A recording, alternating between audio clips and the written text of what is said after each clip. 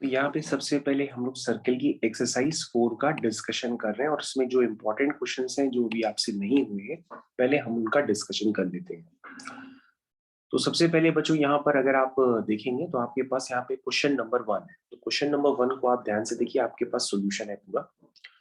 उसमें लिखा है find the length of the intercept made by the circle with the coordinate axis. तो बच्चों सबसे पहले काफी लोग इंटरसेप्ट निकालने की कोशिश करते हैं, लेकिन इंटरसेप्ट निकालने नहीं है कैलकुलेटिवली सॉल्व करके। आपको सिर्फ ये याद रखना है कि एक्स एक्सिस इंटरसेप्ट और Y axis intercept already proved होता है जब सर्किल की स्टैंडर्ड इक्वेशन आपके पास गिवन होती है। तो सर्किल की जब स्टैंडर्ड इक्वेशन आपके पास गिवन होती है तो जो आपका एक्स एक्सिस इंटरसेप्ट होता है वो होता है 2 times under root of G square minus C, और वाई एक्सिस इंटरसेप्ट होता है 2 times under root of F square minus C. तो बच्चों अगर आप इसको कैलकुलेट करेंगे तो आपका फर्स्ट क्वेश्चन में एक्स एक्सिस इंटरसेप्ट निकल के आएगा 8 यूनिट और वाई एक्सिस इंटरसेप्ट निकल के आएगा 0 यूनिट। तो बच्चों इस तरह से आपका ये फर्स्ट क्वेश्चन कंप्लीट हो गया। तो बच्चों इसका मैंने एक्सरसाइज 4 का आपके साथ फर्स्ट क्वेश्चन का डिस्कशन कर दिया। अब आपके पास डिस्कशन के लिए है क्वेश्चन नंबर 3।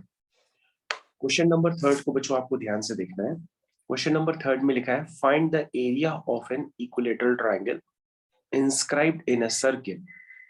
तो बच्चों एक इक्विलेटरल ट्रायंगल है जो कि सर्किल के अंदर इंस्क्राइब मतलब सर्किल के अंदर बना हुआ है।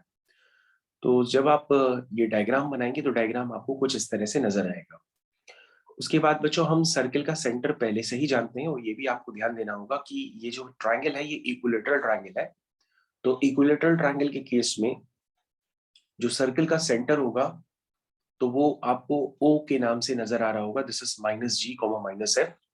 अब सर्किल की रेडियस भी आप पहले से ही जानते हैं क्योंकि स्टैंडर्ड सर्किल है। तो बच्चों आपके पास टारगेट ये है कि आपको इस इक्विलेटरल ट्रायंगल का एरिया निकालना है, यानी कि आप किसी भी तरह से कोई भी इसकी एक साइड निकालने की पूरी कोशिश करेंगे। क्योंकि अगर कोई भी एक साइड आपको पता होती है तो इक्विलेटरल ट्रायंगल का एरिया होता है √3/4 साइड का स्क्वायर। अभी प्रॉब्लम ये है कि आपको साइड नहीं पता है। तो साइड निकालने के लिए आप ध्यान से देखेंगे कि अंदर जो एंगल्स बनेंगे वो 60-60-60 बनेंगे, जो ब्रेक करके 30-30-30 हो जाएंगे।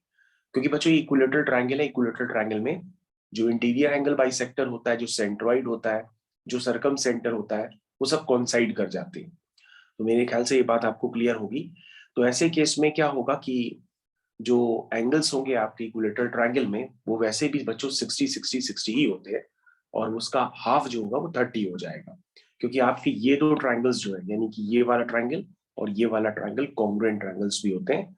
तो कॉन्ग्रुएंसी की वजह से आपके दोनों एंगल्स क्या हो जाएंगे, 30-30 हो जाएंगे। अब जो आपके लिए क्वेश्चन बेहद आसान बन चुका है। आपने cos 30 इसमें अप्लाई कर दिया। cos 30 होता है बेस अपॉन हाइपोटेन्यूज। तो बच्चों आपको बेस यहाँ पे निकालने के लिए टारगेट करना है, तो आपने उसको टारगेट किया और आपका बेस यानी कि बीसी निकल करके आ गया। और बेस आ गया तो आपके पास इक्विलेटरल ट्रायंगल का एरिया भी निकल करके आ गया। दिस इज √3/4 साइड का स्क्वायर। तो बच्चों वैसे तो ये स्टैंडर्ड काफी सारे बच्चे लर्न करके भी बैठे। तो अगर आप उसको लर्न करना है कि स्टैंडर्ड सर्किल के अंदर अगर इक्विलेटरल ट्रायंगल इंस्क्राइब्ड होता है तो इसका एरिया भी कई बच्चों को डायरेक्ट लर्न हो जाता है। दिस इज 3√3/4 एंड ब्रैकेट में G square plus F square minus C. तो बच्चों इस तरह से ही क्वेश्चन है। उसके बाद में बच्चों नेक्स्ट क्वेश्चन है, वो है क्वेश्चन नंबर 8। तो बच्चों मैं आपको क्वेश्चन नंबर 8 को करने का तरीका बहुत ही जनरल वे में बता रहा हूँ। इसका शॉर्टकट भी होता है, हो सकता है शॉर्टकट आपको स्ट्राइक ना करे।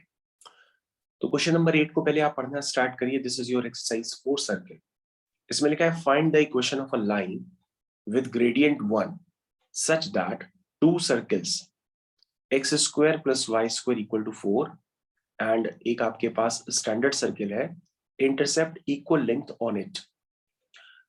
तो बच्चों यहाँ पर आपके पास क्लियर कट डायग्राम से आपको विजिबिलिटी क्लियर हो रही होगी कि एक लाइन है जिसका कि ग्रेडियंट यानी कि स्लोप 1 है।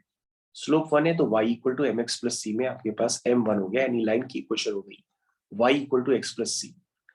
अब इस लाइन पर ये दोनों सर्किल जो इंटरसेप्ट करते हैं वो इक्वल इंटरसेप्ट करते हैं। अब बच्चों इक्वल इंटरसेप्ट का मतलब आप समझ गए होंगे कि दोनों के इंटरसेप्ट इक्वल है।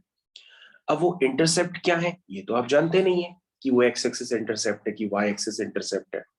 तो ऐसे केस में आप इंटरसेप्ट को निकालने की कोशिश करिए।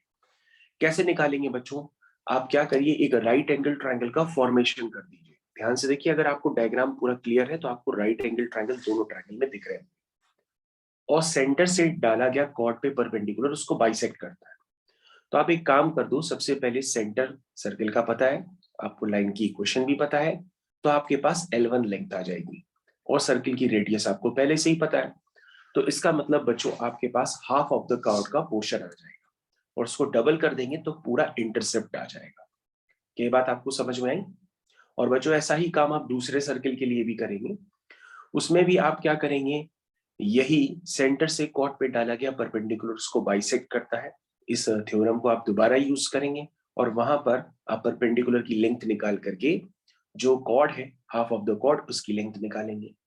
अब बच्चों आपको इंटरसेप्ट पूरा निकालना है, तो दोनों लेंथ को आप डबल भी कर देंगे, लेकिन डबल करने से वो टू टू कैंसिल हो जाएंगे, दोनों तरफ स्क्वायरिंग करेंगे तो आपके पास एक सी अननोन था, y equal to mx plus C में c आपके पास अननोन था क्योंकि m आपका 1 था।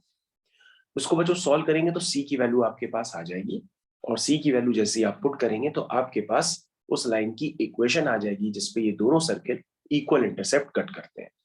मेरे ख्याल से बच्चों ये क्वेश्चन नंबर 8 भी आपको बहुत अच्छे से क्लियर हो गया। ठीक है बच्चों, तो question number 8 is clear now. तो बच्चों एक्सरसाइज 4 का डिस्कशन यानी जो इंपॉर्टेंट क्वेश्चन हो सकते थे वो मैंने आपसे डिस्कस कर दिए।